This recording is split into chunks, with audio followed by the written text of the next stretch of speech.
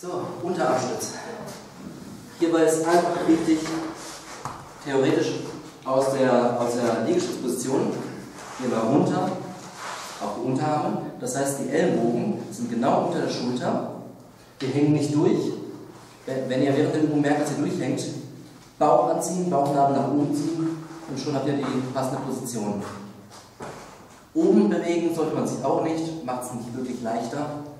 Wir werden, die Beine sind durchgedrückt, der komplette Rumpf ist angespannt. Wir werden zwischendurch einen Step zur Seite machen, Step zur anderen Seite. Es gibt eine Variation mit Beinen hochhalten, Beine runter.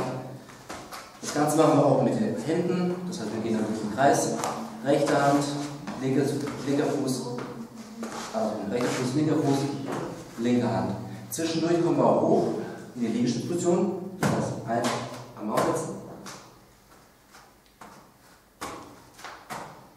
Hierbei ist der komplette Bauch gefordert, das heißt auch die seitliche Bauchmuskulatur, weil dadurch, wenn du dich hochdrückst, zieht es genau an der Seite, wo der Arm ist. Du darfst versuchen, mal durchzuhalten. Wer mal aussetzen muss, weil es zu lang ist bzw. zu hart ist, kein Problem, aber sobald es dann wieder geht, einsteigen.